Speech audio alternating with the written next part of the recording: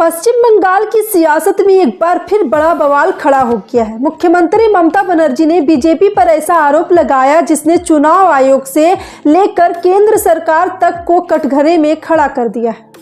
ममता का दावा है कि बीजेपी ने आर्टिफिशियल इंटेलिजेंस यानी कि एआई की मदद से करीब 54 लाख मतदाताओं के नाम वोटर लिस्ट से हटवा दिए। अगर किसी का वोट ही छीन जाए तो लोकतंत्र का क्या मतलब रह जाता है? यही सवाल उठाते हुए पश्चिम बंगाल के मुख्यमंत्री ममता बनर्जी ने बीजेपी पर बड़ा हमला बोला है। जी हां, आपको बता दें कि ममता का कहना है कि बीजेपी ने चुनाव से पहले एआई का इस्तेमाल करके 54 लाख लोगों के वोट का हक छीन लिया।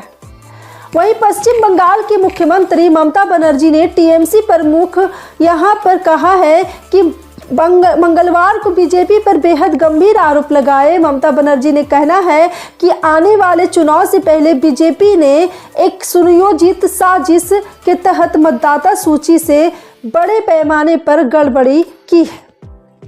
जी हां, ममता ने दावा किया कि आर्टिफिशियल इंटेलिजेंस और टेक्नोलॉजी का गलत इस्तेमाल करके करीब 54 लाख वोटरों के नाम मतदाता सूची से हटवाए गए हैं।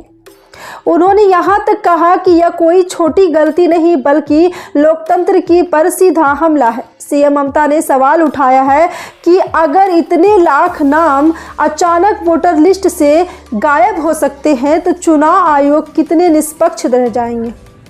उन्होंने आयोग से सवाल जवाब भी मांगा है और कहा कि आयोग को यह बताना चाहिए कि इतनी बड़ी संख्या में नाम कैसे हटे। ममता बनर्जी ने बीजेपी पर आरोप लगाते हुए कहा कि पार्टी को बंगाल में हार का डर सता रहा है, इसलिए वह जनता के वोट काटने की साजिश रच रही है। उन्होंने कहा कि बीजेपी जानती है कि वह बंगाल में जनता का भरोसा नहीं जीत सकती, इसलिए अब टेक्नोलॉजी के सहारे चुनाव जीतना चाहती है। टीएमसी प्रमुख ने यह भी कहा कि उनकी पार्टी इस मुद्दे को सड़क से लेकर अदालत तक ले जाएगी। ममता ने साफ शब्दों में कहा कि एक भी मतदाता का नाम गलत तरीके से हटने नहीं दिया जाएगा और ज़रूरत पड़ी तो बड़ा आंदोलन भी किया जाएगा। वहीं बीजेपी ने ममता बनर्जी के इन आरोपों को सिरे से खारिज करते हुए कहा कि ममता यह चुनाव से पहले जनता को गुमराह करने की कोशिश है। बीजेपी का कहना है कि वोटर लिस्ट से जुड़ी प्रक्रिया पूरी तरह चुनाव आयोग के तहत होती है, ना कि किसी पार्टी के इशारे पर। फिलहाल ममता बनर्जी के इस आरोप के बाद बंगाल की राजनीति गर्मा गई है। अब सबकी नजरें चुनाव आयोग पर है कि वह इस पूरे मामले पर क्या सफाई देता है और क्या सच में 54 लाख वोटरों के नाम हटाए गए हैं या नहीं।